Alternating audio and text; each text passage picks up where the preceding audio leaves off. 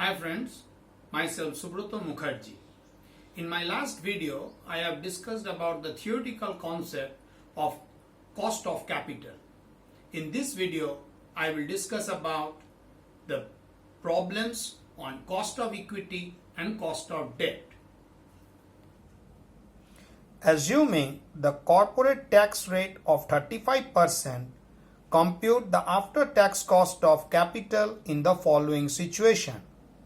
Perpetual 15% debenture of ₹1,000 sold at a premium of 10% with no flotation cost. 2.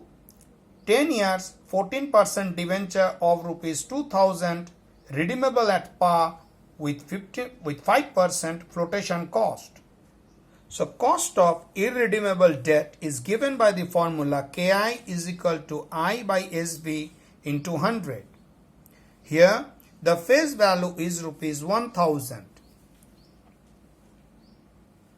To find out the market value when the debt is issued at a premium is given by face value plus premium minus flotation cost. Face value ₹1,000, premium 10% of face value, and here the flotation cost is nil. So the market value of debt is ₹1,100. Now putting the values in the formula, I 150, which is 15% of ₹1,000 is 150, divided by 1,100 into 100. So cost of debt before tax is 13.64. Income tax benefit is available on the interest paid to debt holders. So cost of debt after tax is given by KD is equal to KI into 1 minus T. So KD is equal to 8.6%. So cost of redeemable debt is given by KI is equal to I plus RV minus SV by N divided by average capital employed or average debt employed is RV plus SV by 2 into 100. Here in this case your face value is ₹2,000. Interest is 14% of ₹2,000 is ₹280. Market value of debt which is issued at par is given by face value minus flotation cost. So here the market value is equal to 1,900 and RV is the redemption value, and the redemption will be made at par, that is at ₹2,000, and tenure of debt N is equal to 10 years. Now putting the values in the formula, you have KI is equal to 280 plus ₹2,000 minus 1,900 by 10 divided by 2,000 plus 1,900 by 2 comes to 14.87%. Now 280 is the annual interest cost and ₹10 is the annualized value, that is ₹100 amount is the extra payment which will be made at the time of redemption, and the tenure of debt is 10 years. So annual extra payment is ₹10. So that 10 is added with the annual interest of ₹280. Now cost of debt after tax is given by KI into 1 minus T. So KD is equal to 14.87 minus 0.6. 1 minus 35%. So 0.65 is equal to 9.67%. Some authors are of the opinion that in India, income tax benefit is not available on the excess amount which is paid at the time of redemption. So, you need not have to calculate the cost of debt before tax, and only cost of debt after tax is calculated by the formula KD is equal to I 1 minus T plus RV minus SV by N divided by RV plus SV by 2 into 100. So putting the values, we get 280 into 0.65 plus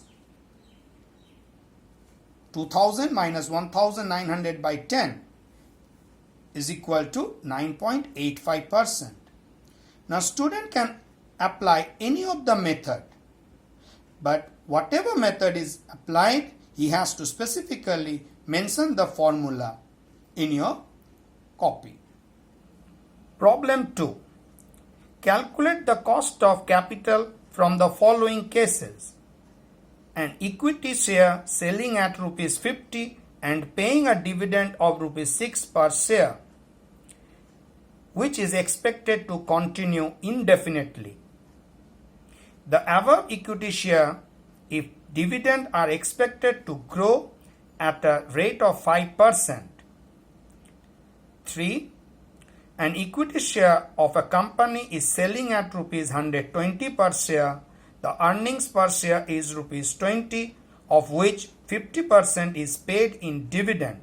The shareholders expect the company to earn a constant after-tax rate of 10% on its investment of retained earnings.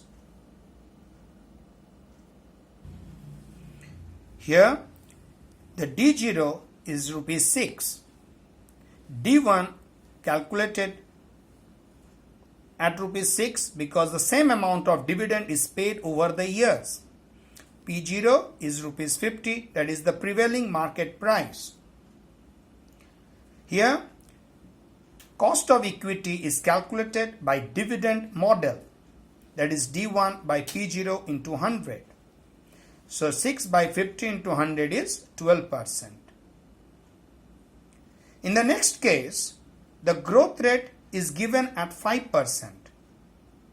So D1 is to be calculated. D0, that is the dividend per share at the beginning, is rupees 6. If the growth rate is 5%, then in the next year there will be an increment of 0.30. That is rupees 6 into 5% is 0.30. So D1 comes to 6 plus 0.3 is 6.30, or is given by D0 into 1 plus G, that is rupees 6.30.